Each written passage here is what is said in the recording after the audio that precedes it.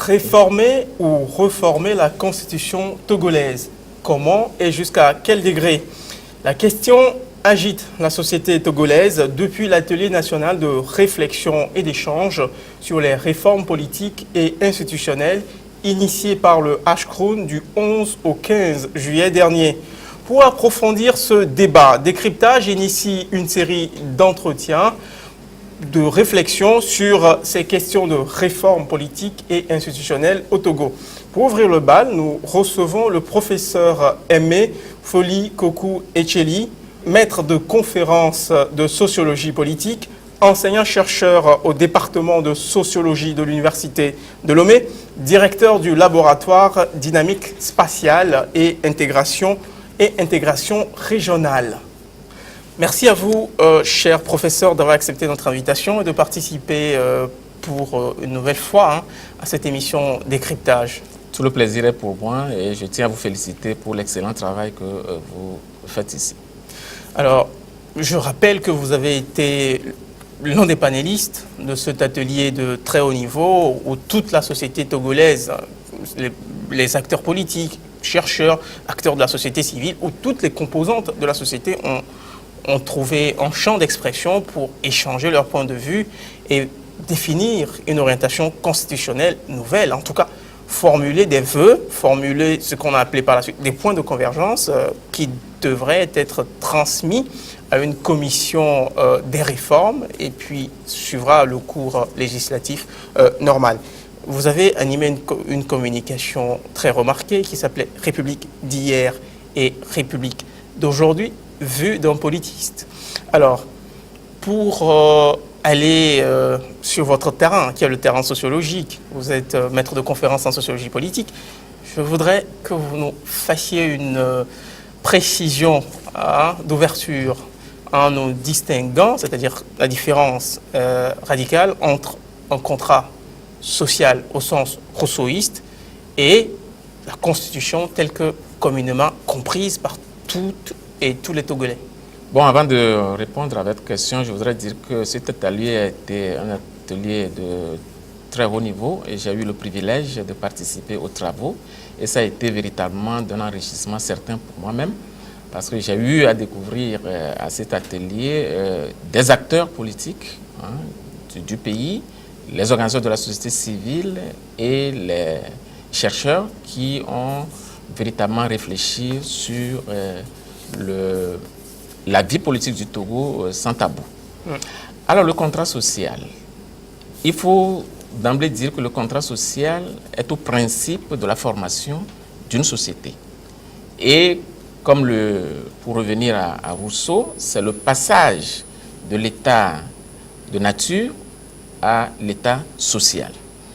Et à ce niveau, Rousseau précise que si le contrat social est vicié au début, si ce contrat social n'est pas émané d'un consensus donné, eh bien, la vie ou bien les hommes qui vont appliquer ce contrat-là vont véritablement être pervertis et donc on ne peut pas connaître un vouloir vivre collectif. Il insiste sur le fait que le contrat qui doit être juste doit émaner d'une volonté générale.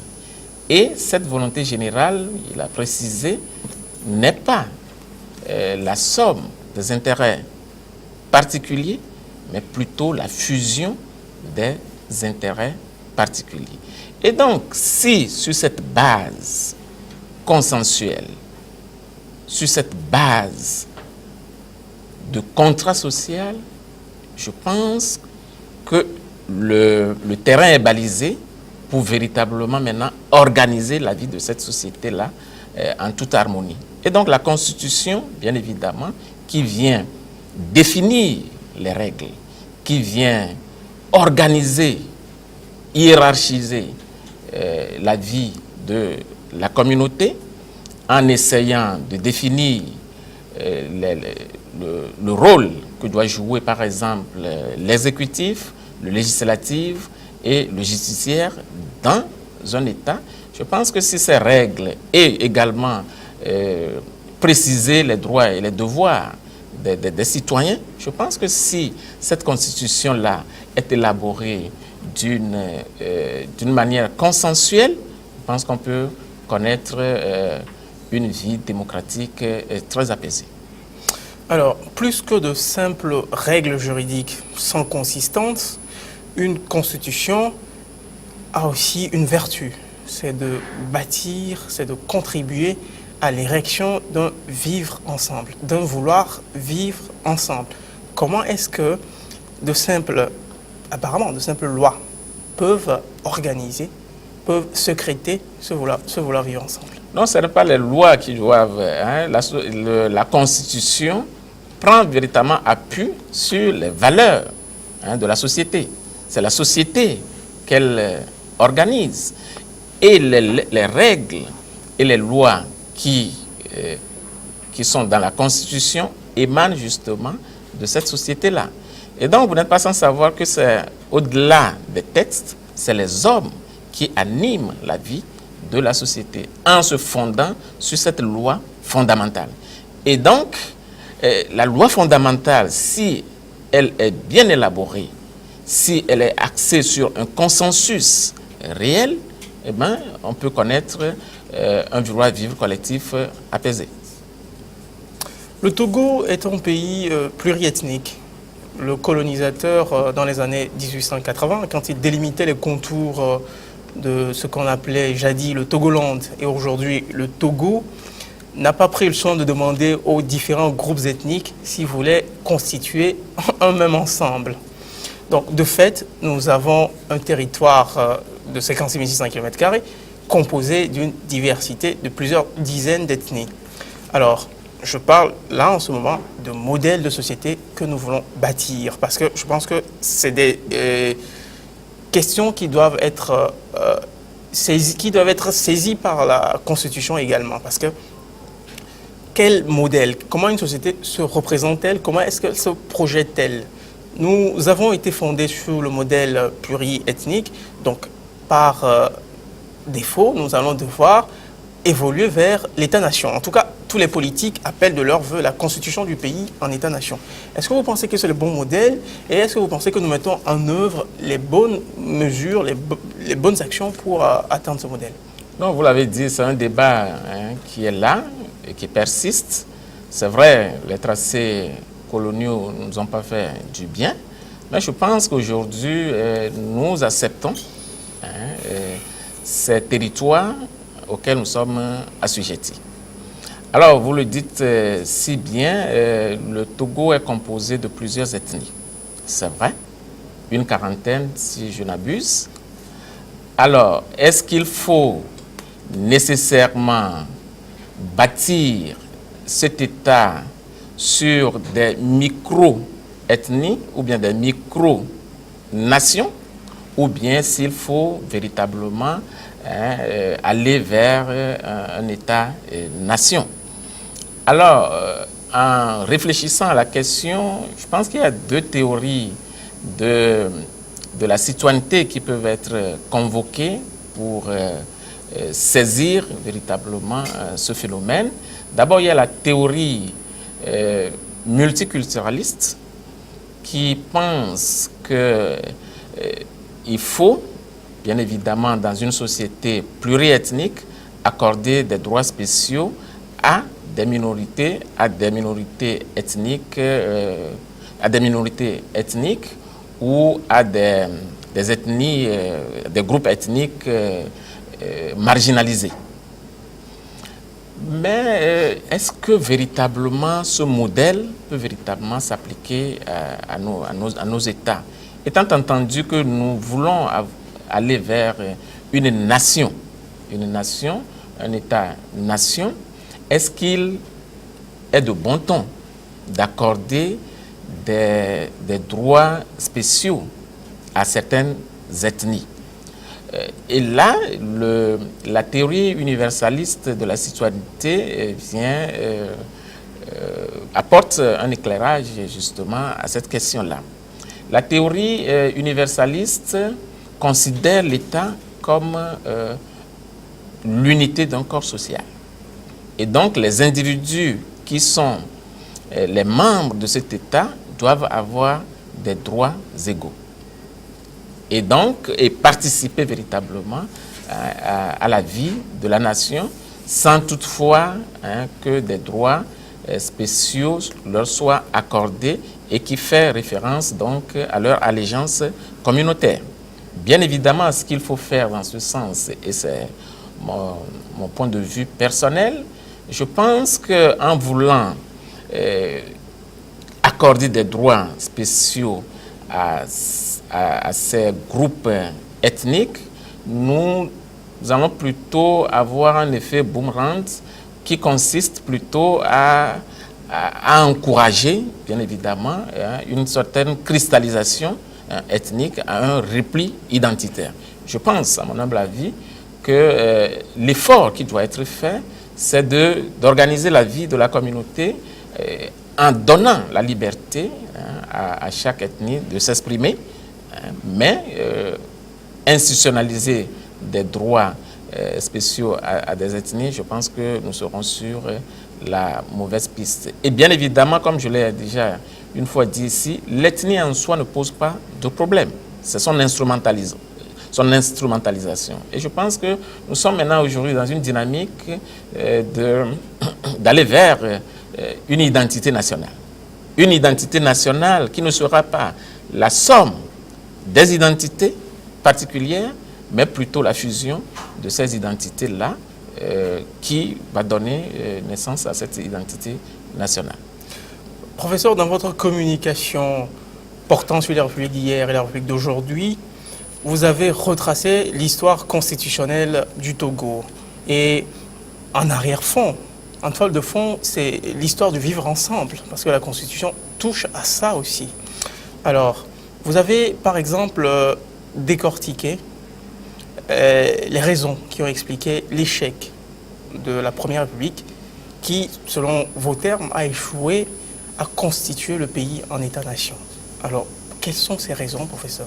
Oui, pour comprendre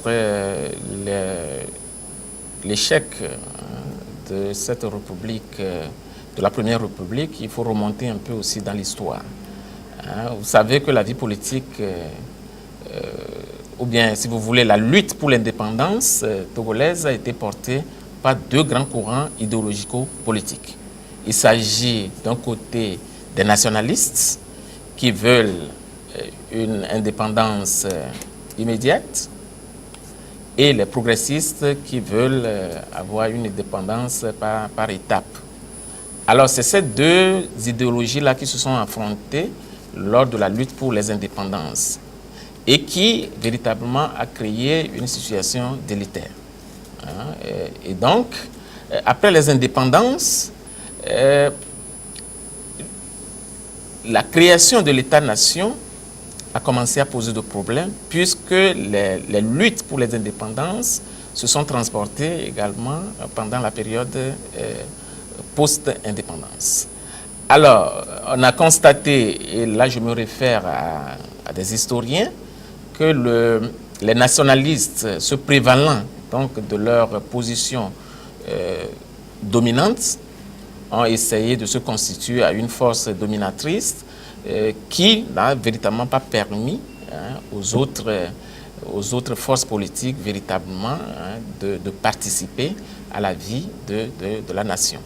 Ça, c'est un élément essentiel à prendre en compte. Et donc, on voit dans cette dynamique une politique, j'allais dire, d'exclusion.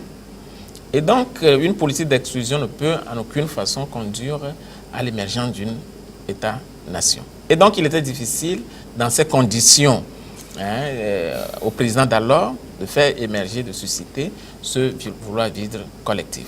Ça, c'est sur le plan sociologique. Alors, sur le plan, j'allais dire, constitutionnel, on a noté quand même qu'il y a un certain déséquilibre entre le pouvoir exécutif et, les autres pouvoirs législatifs et judiciaires.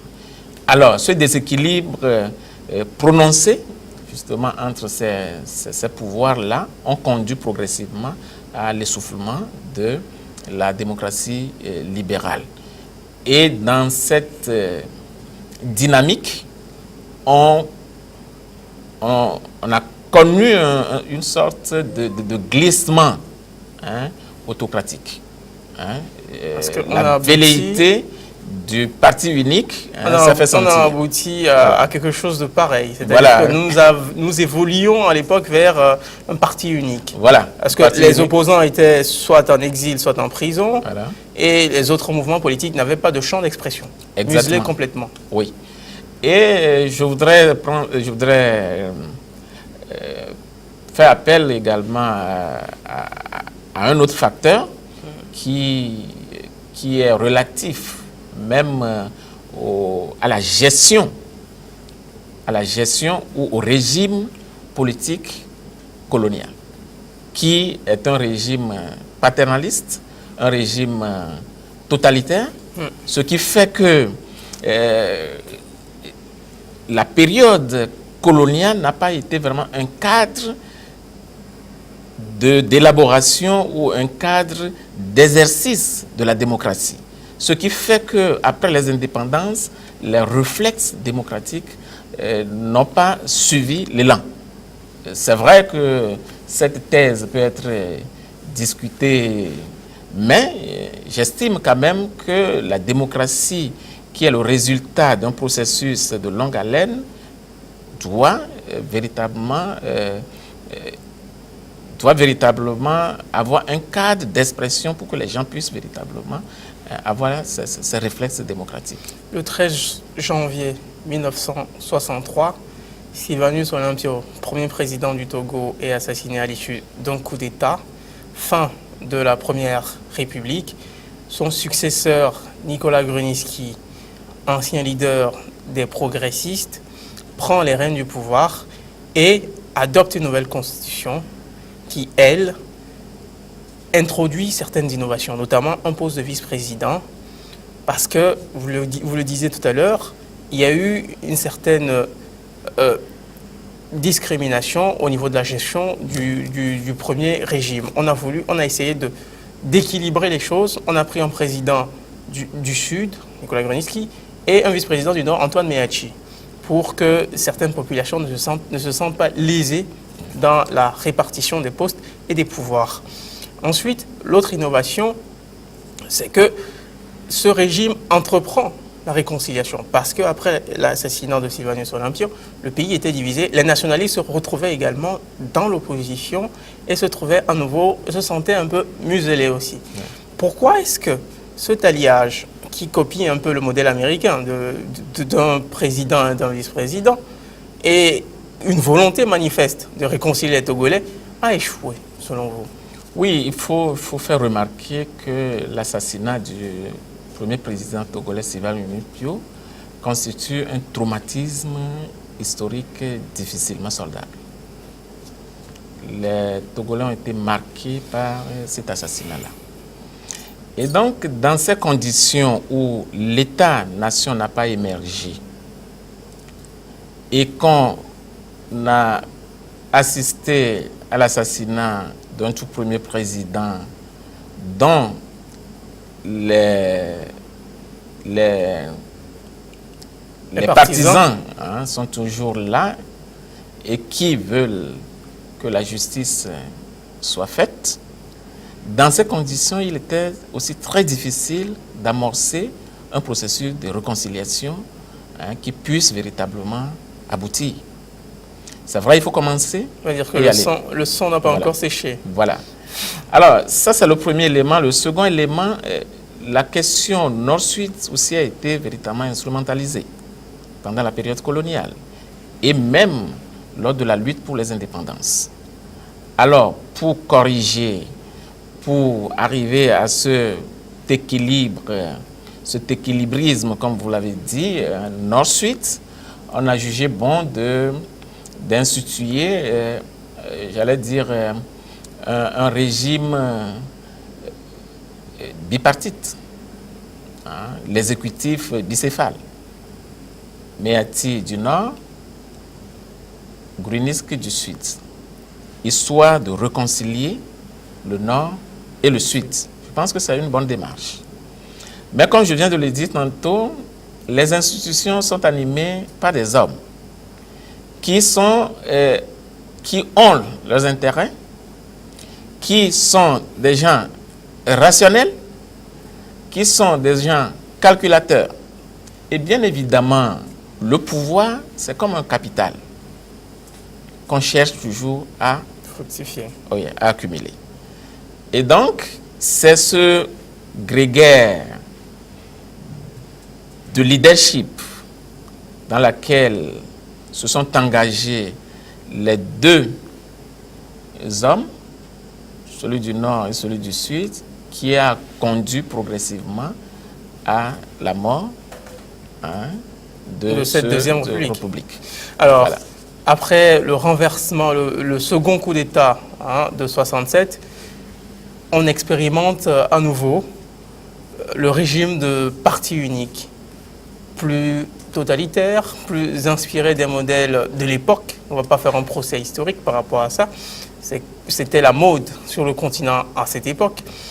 Et qui avait une ambition, celle de constituer un parti unique, parti-État, un creuset national dans lequel viendraient se fondre toutes les composantes ethniques. Alors, qu'est-ce qui explique qu'un régime qui est dans la négation des ethnies, qui est dans l'effacement des ethnies, qui est dans le nivellement, on va dire, ait également échoué à bâtir ce rêve d'État-nation? Oui, je pense que ce régime qui a été instauré avait pour objectif véritablement de booster d'abord le développement économique et social du pays. Alors, je pense quand même que ce système qui a été mis en place aurait pu réussir si il n'est pas victime de ses propres controverses, de ses propres contradictions, j'allais dire.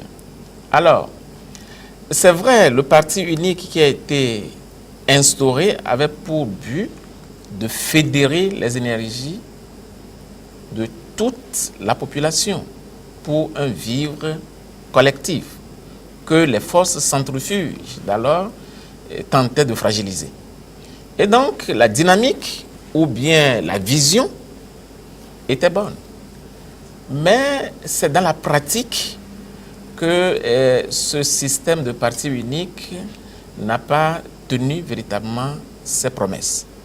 Le système de parti unique, il faut le dire, c'est un système à structure rigide qui ne permet véritablement pas au conflit de s'exprimer. Alors, lorsque les conflits n'arrivent pas à s'exprimer, lorsque les forces contradictoires véritablement ne trouvent pas d'espace pour leur expression, eh bien, cela conduit véritablement à l'implosion du système. Et le système de parti unique, comme vous l'avez dit, s'est transformé progressivement à une gestion patrimoniale plutôt du pouvoir. Ce qui fait que, bien évidemment, on a assisté à un culte de personnalité, on a assisté véritablement à un système qui véritablement avait l'apparence d'un système qui assure la paix et la sécurité, alors qu'au fin fond, les divergences, les recensions, les ressentiments couvaient. Et donc c'est un parti unique qui, comme je viens de le dire tantôt, dans la pratique, n'a véritablement pas tenu sa promesse qui consistait donc à fédérer toutes les énergies pour un développement harmonieux. Au fait, c'est un peu ce qui a finalement conduit au mouvement social de 1990. Justement, le 20 juin 1990, à la Baule, François Mitterrand, le président français d'alors, prononce son discours qui est resté et qui donne le coup d'envoi de la démocratisation, ce qu'on appelait le vent de l'Est, ou le déverrouillage politique en Afrique francophone en majorité. Alors, le président d'alors, Yadema Gnassingbé, Yadema Togolais, décide de concéder le multipartisme et les élections concurrentielles. À partir de là, une nouvelle constitution est adoptée en octobre 1992 et cette constitution est celle qui a cours jusqu'aujourd'hui. Alors, qu'est-ce qui explique que cette constitution-là divise autant, à votre avis, professeur? Alors, ce qu'il faut reconnaître... Parce qu'elle a été retouchée en 2002. Je l'ai dit déjà. Et c'est tel que nous essayons de réformer depuis plus de 10 ans déjà. Oui. Et comme je viens de le dire, les ressentiments, les frustrations couvaient déjà. Alors, l'implosion était attendue.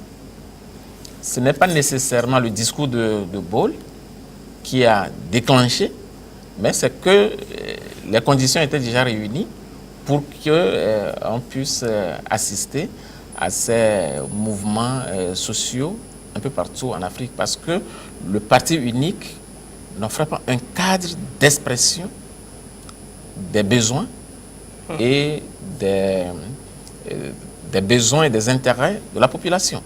Et bien évidemment, on peut s'attendre à ces mouvements sociaux. Alors pourquoi le processus de démocratisation a tant de difficultés au Togo et aussi dans d'autres pays?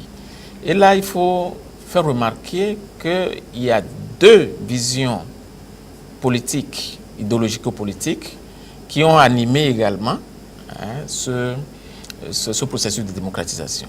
Il y a la vision évolutionniste, prônée par le parti au pouvoir, qui veut garder le contrôle de ce processus de démocratisation en opérant des réformes qu'il juge utiles, tout en gardant le pouvoir. C'est fondamental. Il n'est un secret pour personne que cette ouverture a déjà commencé depuis 1987 avec 85 avec les législatives et 87 avec les élections municipales ou locales, si vous voulez, le thème consacré aujourd'hui, et aussi avec la création de la CNDH. Donc on sent quand même une certaine ouverture déjà, mais ces ouvertures-là étaient vraiment trop timides pour dissuader les opposants qui veulent plus de liberté et plus de cadre d'expression de leurs besoins, de leurs intérêts. Alors, la seconde vision, c'est la vision révolutionnaire, prônée par l'opposition, qui veut une démocratie intégrale et non une démocratie par étapes, évolutive. Mais il faut reconnaître quand même qu'au sein de ce courant, il y a ce qu'on appelle les modérés et les radicaux. Alors les radicaux voulaient véritablement en découdre avec le système de parti unique et ceux qui ont animé ce système-là. Et donc on assiste également là à une sorte d'exclusion, une politique d'exclusion. Et là où il y a une politique d'exclusion du parti unique, voilà, la dissolution, on a vu tout ce qui s'est passé lors de la conférence nationale. C'est vrai qu'un travail de qualité a été fait à des endroits, mais on a constaté quand même que ce moment est plus, j'allais dire, plus orienté vers une stratégie d'exclusion de ceux qui ont déjà animé la vie du pays. Et donc, dans ces conditions, le président de la République et son parti ont frôlé, j'allais dire, la descente aux enfers. Et se sont donc engagés dans une stratégie de reconquête du pouvoir et une stratégie également d'épuisement de l'adversaire. Ce qui fait que le processus de démocratisation a été très mouvementé. C'est ce qui fait que progressivement, la Constitution qui a été votée à 92 est appréhendée par les tenants du parti unique comme, de l'ancien parti unique, je veux dire, comme une constitution non consensuelle, parce qu'ils n'ont pas participé véritablement à l'élaboration de cette constitution. C'est une constitution qui est considérée comme une constitution d'exclusion. Bien évidemment, hein, en lisant cette constitution, il faut reconnaître quand même que ce n'est pas trop dirigé hein, contre le parti unique. C'est une question de méthode. Voilà, c'est une question de méthode. Et vous parliez en préambule de cet entretien de la nécessité de l'esprit de consensus. Voilà. Et donc, c'est l'absence de consensus qui a affaibli, si je peux vous résumer, si je peux me permettre, cette constitution de 92. Oui. Voilà. Alors, 92, nous avons subi, j'ai tenté d'expliquer, c'était une grève démocratique. Vous avez expliqué que des relents étaient présents avant le discours de la Baule. C'est-à-dire qu'il y avait une volonté de réformer ou de reformer le système politique à cette époque. De réformer par les tenants du pouvoir, les évolutionnistes, et de totalement reformer, de renverser, de faire table rase du passé. Hein. C'est ça la doctrine des révolutionnaires. Alors, vous écrivez dans votre communication que vous avez tenue à l'atelier du Ashkroun que la crise togolaise, dans ses dimensions actuelles, ne peut trouver de solution durable que dans une refondation du lien politique. Je voudrais qu'on aborde cet aspect de refondation du lien politique.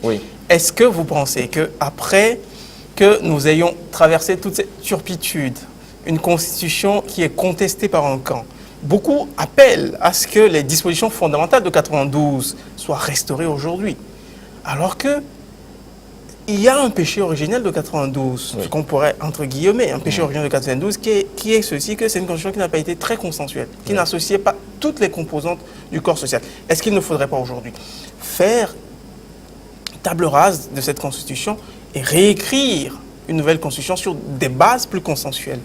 Oui, je pense que les désaccords autour de la constitution de 92 et de la constitution révisée de 2012, ces désaccords-là sont là et sont prégnants. Alors, face donc à ces désaccords, il faut aller vers une refondation du lien social, comme je viens de le dire, parce que on ne peut plus retourner à la constitution de 92, on ne peut plus aussi garder la constitution de 2002. La modification opérée en 2002. Les modifications. Donc, dans ce cas, je pense qu'il y a lieu de refonder le lien social. Ça veut dire quoi? Et cela s'est apparu clairement lors de cet atelier de Ashkroun. Tout le monde est d'avis que nous devons aller au-delà des modifications qui ont été opérées et de voir, ou bien de voir tous les aspects de façon globale, adopter une approche holistique de ces réformes-là, au lieu de se cantonner sur seulement la limitation du mandat ou le scrutin à 2 tours. Il faut aller au-delà en prenant tous les secteurs de la vie de notre pays et en essayant d'opérer des réformes qui puissent véritablement nous permettre de connaître une démocratie plus apaisée. Et cette refondation doit se faire par consensus. Et je pense que le consensus semble se pointer un peu à l'horizon. Voilà. Alors, professeur, vous évoquiez dans votre communication le philosophe allemand Jürgen Habermas ou un autre philosophe, John Rawls, qui ont développé des outils conceptuels pour Habermas, et notamment l'agir communicationnel, l'agir stratégique. Comment est-ce que des outils de ces penseurs, de ces grands penseurs du XXe siècle, peuvent aider les Togolais à sortir de cette impasse par le haut?